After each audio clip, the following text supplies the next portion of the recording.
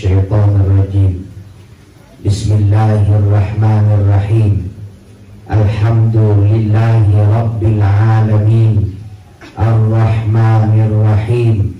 Maliki yaumiddin. Iyyaka na'budu wa iyyaka nasta'in. Ihdinas siratal mustaqim. Siratal ladzina an'amta 'alaihim ghairil maghdubi 'alaihim waladdallin. Amin. Terima kasih atas bacaan Fatihahnya. Sengaja saya kasih besar bacaan Fatihah lengkap karena saya dapat kasus satu kali, dan sejak kasus itu saya berjanji saya selalu baca Fatihah dengan besar. Begitu selesai ceramah, ada bapak-bapak sudah putih rambutnya datang bisik-bisik ke saya, "Ustaz, lama aku mau baru tahu salepai caraku baca Fatihah." Karena kan Fatihah dihafal sejak kecil, jadi kalau salah baca susah dibenarkan. Kecil saja tapi sangat besar maknanya. Iyyaka na'budu wa iyyaka nasta'in. Selama ini dia baca iyyaka na'budu wa iyyaka nasta'in. Dunya panjang mestinya pendek. Ya, satu huruf tapi artinya itu jauh sekali. Jadi iyyaka na'budu wa iyyaka nasta'in. Ya-nya tasydid. Tidak boleh bilang iyyaka. Iyyaka na'budu wa iyyaka nasta'in. Ya, tentu yang lain-lain. Saya belajar baca Fatihah sama guru tajwid yang juara mengaji. Alhamdulillah, 3 tahun saya belajar baca Fatihah, baru beliau bilang sudah hampir benar. Bagaimana itu tidak pernah belajar? Saya belajar Fatihah 3 tahun, guruku bilang alhamdulillah sudah hampir benar. Jadi mudah-mudahan ini ada gunanya Fatihah. Bapak, Ibu, saudara-saudari jamaah takziah, ada 3 waktu yang sangat menakutkan. Ya, karena ini malam ketiga. Ada 3 masa yang ngeri-ngeri sedap, dan itu pasti akan kita lalui semua. Yang pertama, sakaratil maut. Bahasa Inggrisnya Armageddon. You understand? Yang kedua, ketika kita diperiksa di kubur. Yang ketiga, ketika menunggu pemeriksaan di padang mahsyar. 3-tiganya ini ngeri. Kenapa ngeri? Kita tidak punya daya, tidak punya kekuatan untuk melawan. Di situ kita lemah. Pertama waktu sakarat. Kalau sehat-sehat begini Bapak Ibu, apa yang tidak bisa kita ucapkan. Tapi ketika sakarat, tidak berdaya lagi. Maka 3 tempat ini, 3 waktu ini, semuanya membutuhkan bantuan orang lain. Kalau di dunia masih bisa kita dengan tamponya bilang saya tidak butuh bantuan, meskipun sebenarnya tidak bisa, tapi masih boleh berkata. Tapi ketika kita sakarat, pasti butuh bantuan. Ketika kita dikubur, diperiksa, butuh bantuan. Ketika kita di padang mahsyar mau diperiksa, juga butuh bantuan. Siapa yang dibutuhkan? Pertama, ketika kita sakaratul maut, kita butuh bantuan orang-orang di sekitar, penuntun supaya kita lolos dari hadangan kematian. Karena beberapa riwayat jelaskan kalau orang sudah mau meninggal, iblis itu tidak pernah rela kalau ada satu saja manusia yang lolos masuk ke surga. Jadi jangan dikira kita aman-aman di dunia mau dilepas iblis. Sampai detik terakhir nyawa kita melepas, iblis masih berjuang. Jadi kalau mau bicara semangat, tidak ada kalah semangatnya iblis. Dia sampai kita mau meninggal, iblis masih mencari kawan. Siapa yang bisa memenuhi neraka jahanam. Makanya kita butuh penuntun mau mati. Dan ini bukan Sartamanggung yang ngarang. Siapa bilang perlu penuntun? Nabi. Kata Nabi, lakinu mautakum la ilaha illallah. Tuntunlah orang yang mau mati di antara kamu dengan kalimat la ilaha illallah. Jadi ini perintah dari Nabi, tuntun orang yang mau mati. Bagaimana caranya kita mau menuntun dan tidak pernah kita belajar menuntun?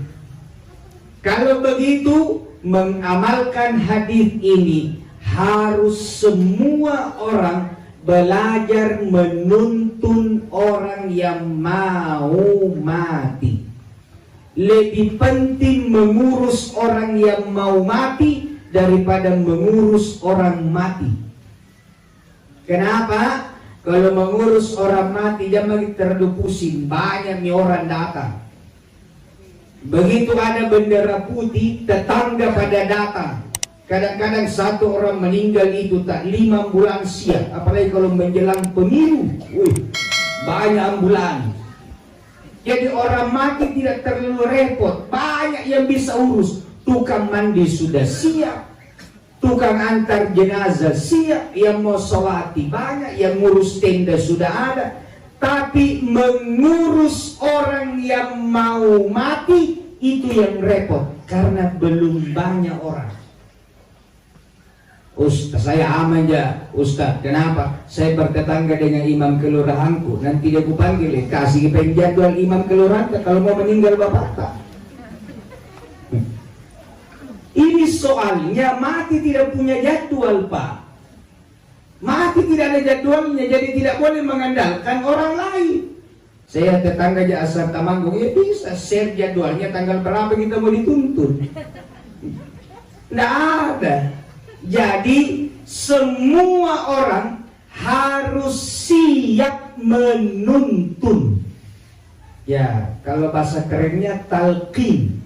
Laqinu mautakum la ilaha illallah. Kenapa perlu ini ditalkin la ilaha illallah? Karena Nabi yang bilang, man kana akhiri kalamihi la ilaha illallah dakhalal jannah. Siapa yang mengucapkan akhir ucapannya la ilaha illallah, pasti masuk surga. Pasti. Kenapa pasti? Karena Nabi yang bilang, kalau Nabi yang ngomong pasti.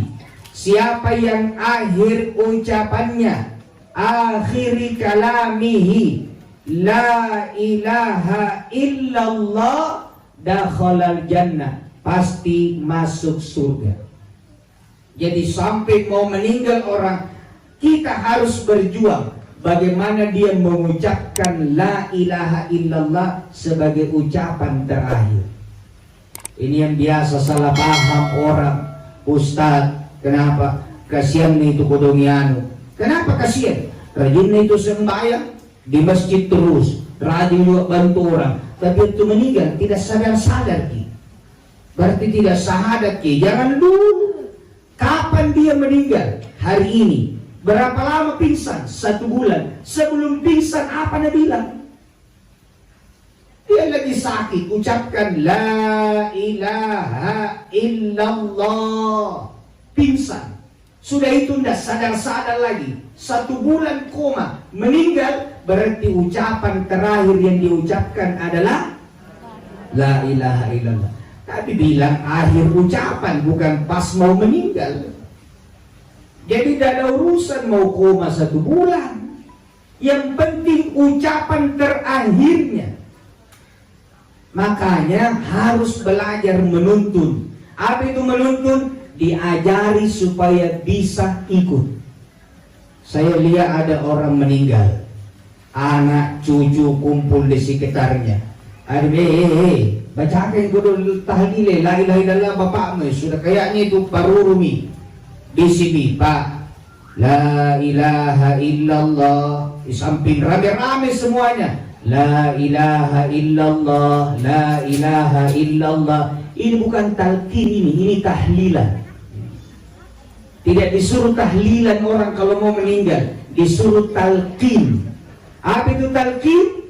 Ya, satu saja. Bisi di telinganya, Pak, ikut. La ilaha illallah. Stop.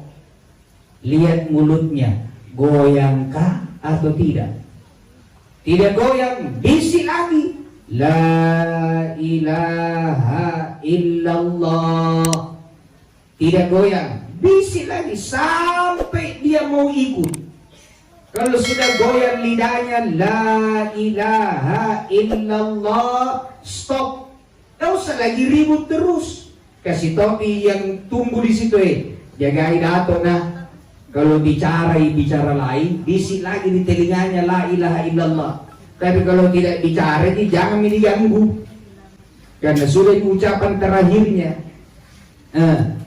Jadi sudah dibaca la ilaha illallah, tiba-tiba panas kipas dulu nak, jangan lagi ambil ke kipas. Bisi di telinganya, la ilaha illallah. Bicara lagi haus karena air minum dulu, tak usah diambilkan air minum, bisi lagi di telinganya, la ilaha illallah.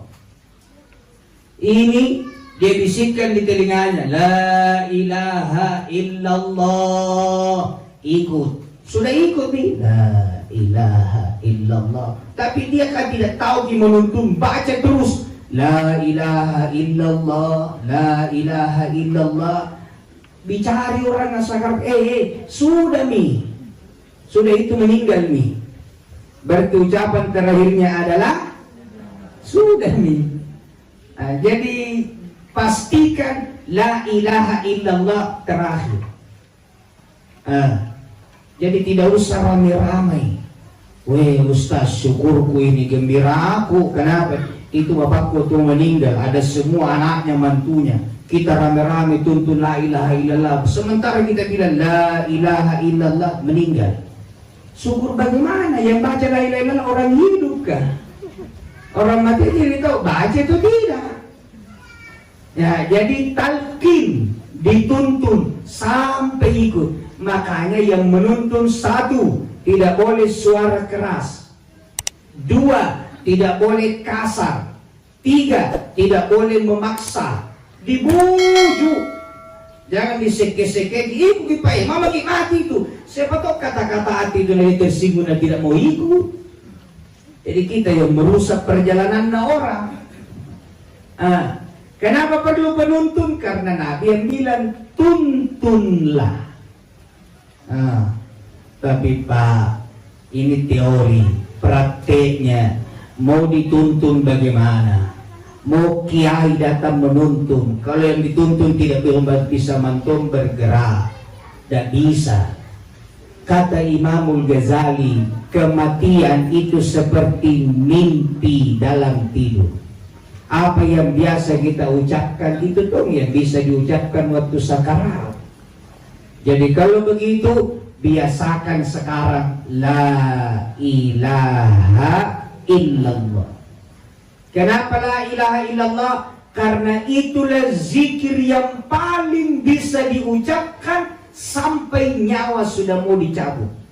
Biasanya kalau orang sakit, apalagi orang-orang tua, stroke, mulut terbuka. Ya apalagi lama sakit, mulut terbuka. tapi la ilaha illallah tetap diucapkan, karena la ilaha illallah tidak butuh bibir, tidak butuh mulut, yang dibutuhkan lidah. Zikir yang lain butuh bibir. Coba subhanallah, butuh bibir. Alhamdu butuh bibir. La haula wala quwata illa butuh bibir. Apa yang tidak butuh bibir?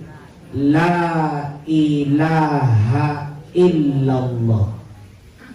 Jadi biar tak buka mulu gak bisa ji. La ilaha illallah. Itu diucapkan. Karena kalau diucapkan baru terakhir ucapan kita meninggal. Kata Nabi, dakhalal jannah, pasti masuk surga. Pasti. Cuma Nabi bilang pasti masuk surga, tidak Nabi bilang pasti langsung masuk surga. Masuk surga tapi tidak langsung. Kumega dosa yang beton di Rom. Jadi masuk surga, cuma tidak tahu masuknya kayak kecoa mama dikasih miring karena mama ditutup pintu, atau kita disambung karpet merah. Masuk surga kalau ucapkan la ilaha illallah. Nabi ada pembantunya Yahudi. Ketika pembantunya sakit, datang Nabi membesuk. Kata Nabi, ucapkan la ilaha illallah Muhammadur Rasulullah, masuk surga, saya doakan selamat. Ucapkan Anak itu balik kepada bapaknya. Begitu dia tatap bapaknya kasih kode, ikutin itu Dia ikuti Nabi ucapkan 2 kalimat syahadat. Asyhadu an la ilaha illallah wa asyhadu anna Muhammadar Rasulullah. Sudah itu meninggal. Kata Nabi, dia masuk surga.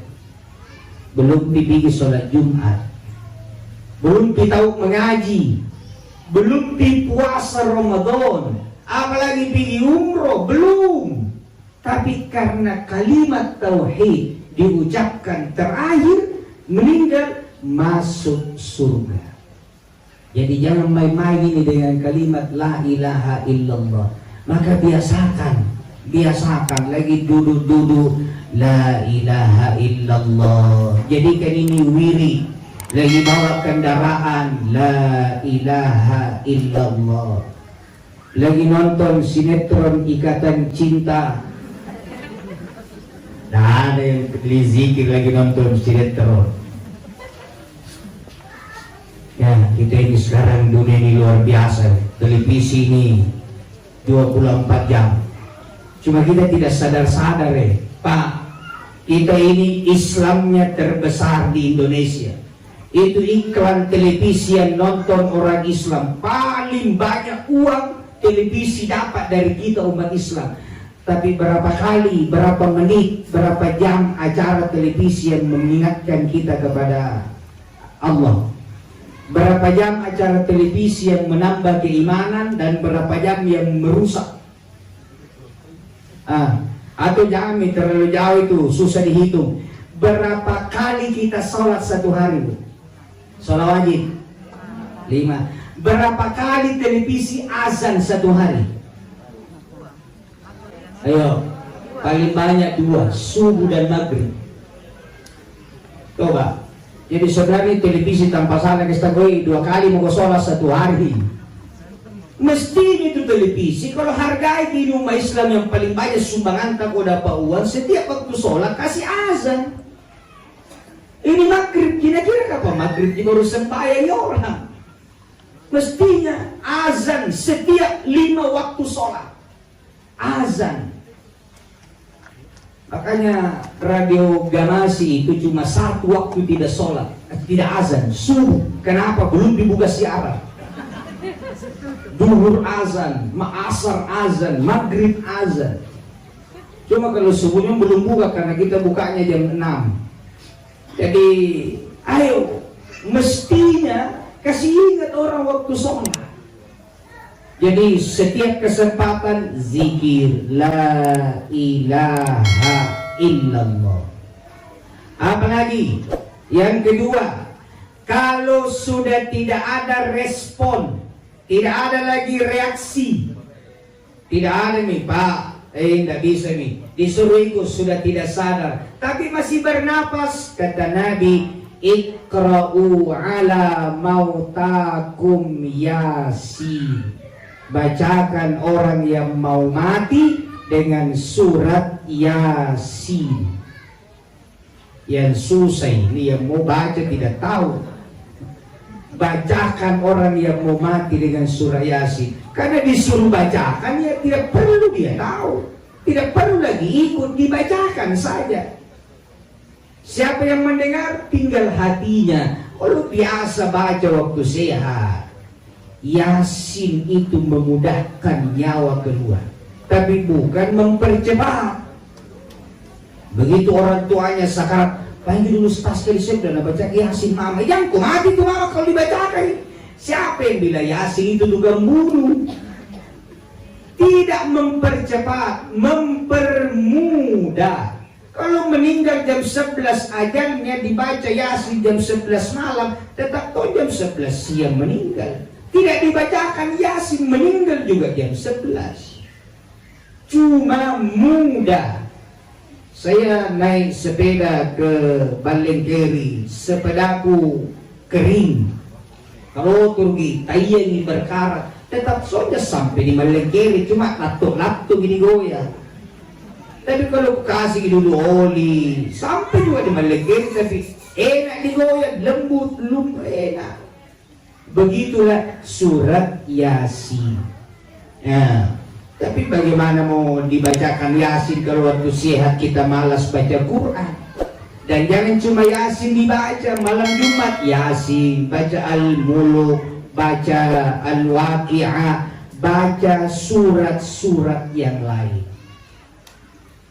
Yasin itu kalau ada orang sakit-sakit ringan nih, nggak dibacakan Yasin, sembuh. Sakit kepala, kalau suami itu sakit kepala, ibu, yang kita tahu yang tidak datang nah, kita ini aku kasih tahu.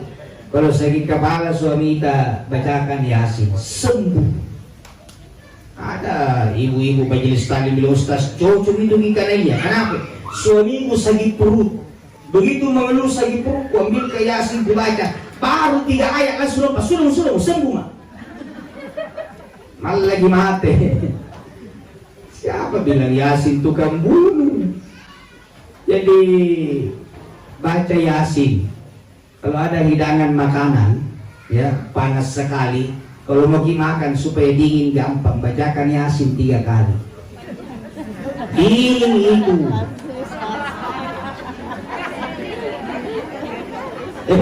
Bagi baca-baca apa ini? Pokoknya dikasih tahu yang tidak dapat, baca-baca mahal ini. Bismillah, ada doanya Ustaz, mendinginkan makanan panas. Apa itu? Yasin 3 kali. Lanjut, sudah meninggal. Begitu sudah meninggal, 1, jangan panik. Tutup matanya, kasih rapat. Yang di atas dorong ke bawah, di bawah dorong ke atas. Kasih lurus bibirnya, hidung. Kebiasa bengkok itu bibir kalau meninggal orang. Kenapa? Menahan sakit.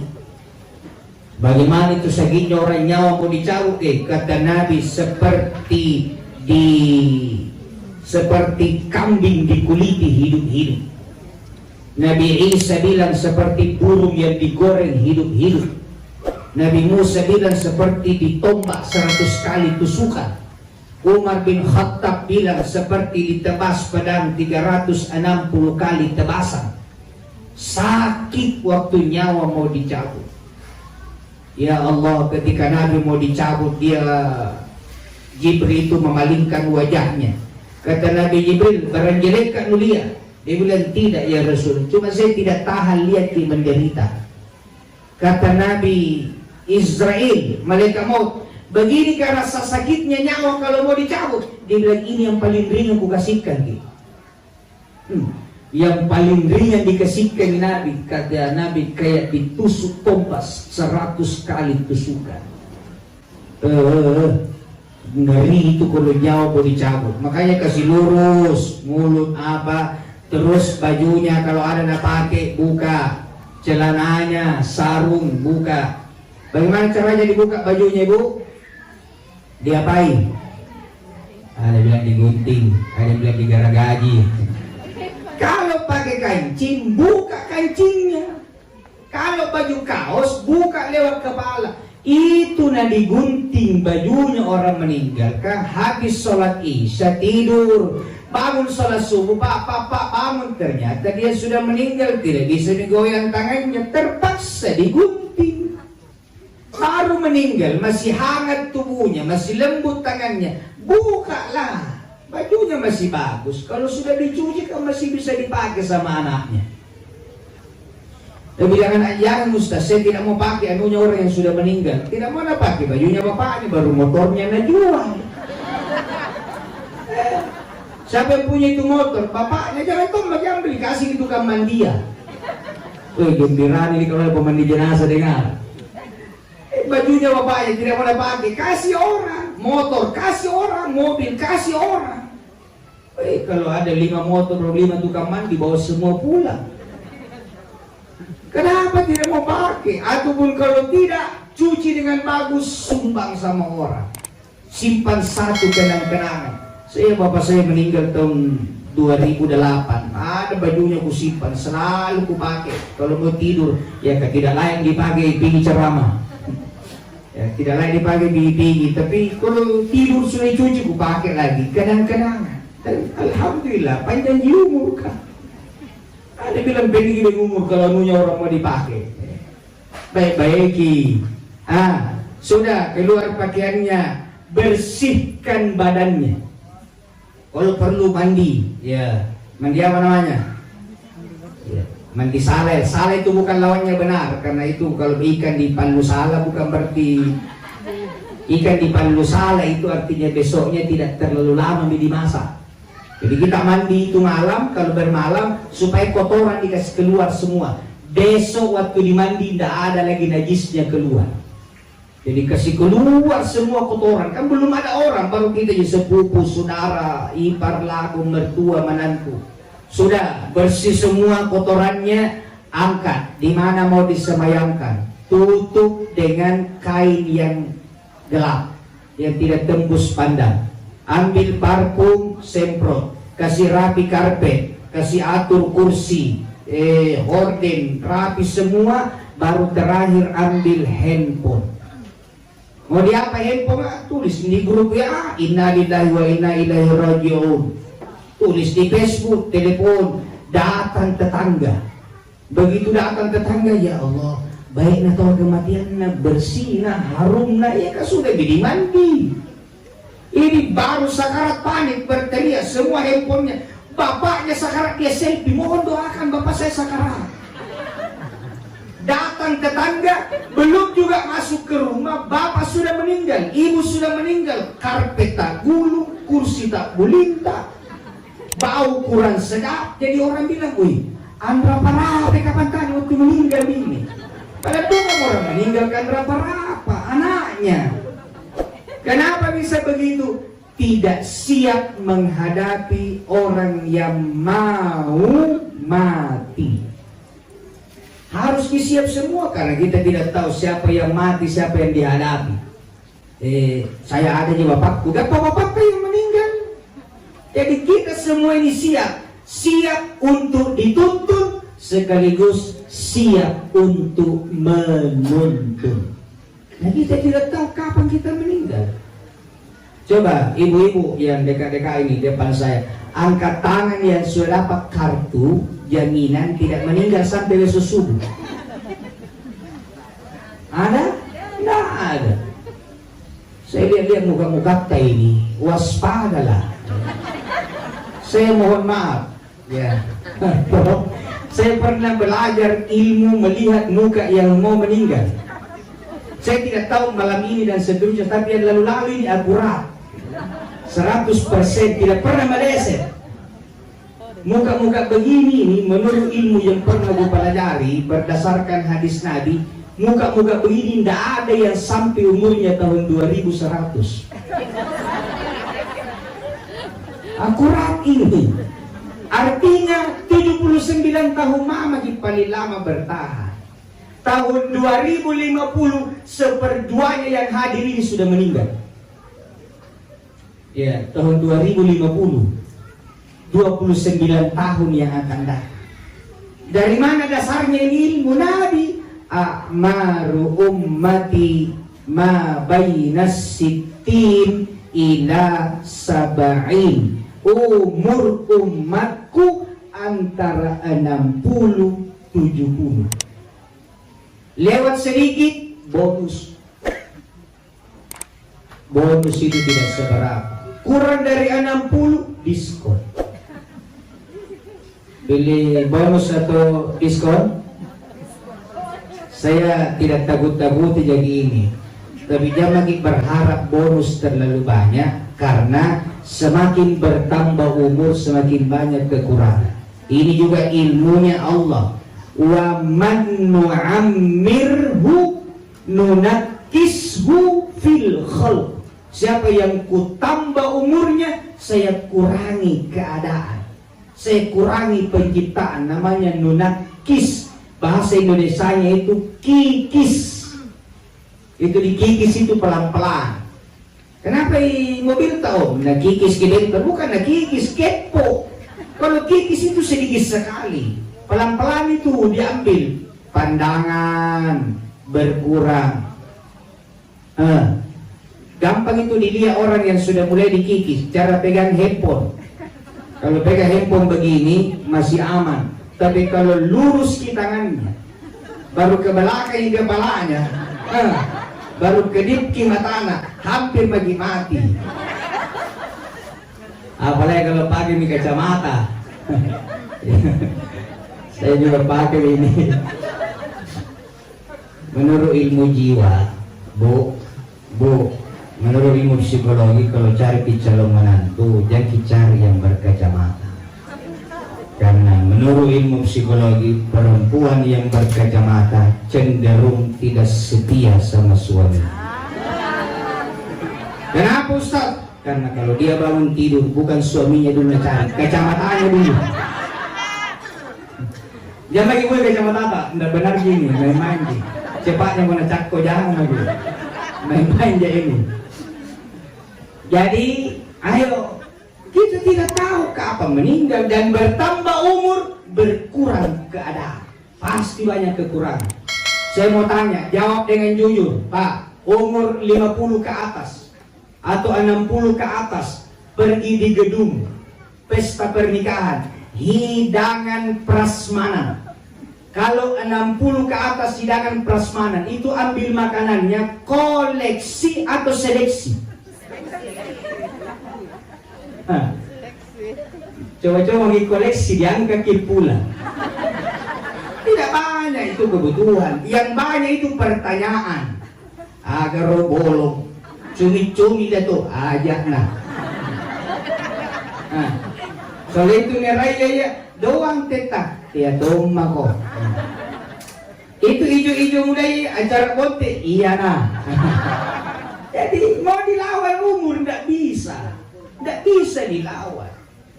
Karena itu sadar, tidak mungkin kita bertahan di dunia, pasti kita menyusul almarhum.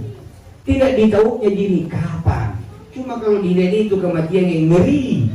Kenapa ada ibu-ibu nonton di televisi lebih dulu mati na televisinya? Ada atau tidak? Ada ustaz lagi ceramah, sebenarnya ceramah meninggal. Ada atau tidak? Cuma sedikit, yang banyak pendengar. Karena jumlah penceramah dengan pendengar itu lebih banyak pendengar. Jadi, ayo siapa penceramah di sini? Saya ji, Pak Pro, beberapa ustaz saya lihat hadir, tapi yang lain jadi presentasinya lebih banyak. Coba di yang Gubernur Jawa Timur sekarang Ibu Khofifah, sebelum jadi gubernur, pengajian di rumahnya, jadi menteri itu waktu. Yang mengaji sholat, sementara mengaji, baca Al-Mulk lagi. Sementara baca Quran, berhenti, ternyata sudah meninggal. Tapi pengajinya, penceramahnya waktu itu aman. Minta maaf. Pokoknya siap menghadapi kematian, karena kita tidak tahu kapan kematian ini datang. Satu. Yang kedua, kita persingkat. Ceramah di musim Covid ini aturannya 3. Kan malam ketiga ini. Yang pertama, ikan cepak, ikan gabus. Lebih cepat, lebih bagus. Yang kedua, tidak boleh ikan kakap, ikan lele. Terlalu banyak cakap dan bertele-tele. Yang ketiga, yang penting ikan cakalang, ikan mujair. Jangan dulu pulang kalau kue belum cair.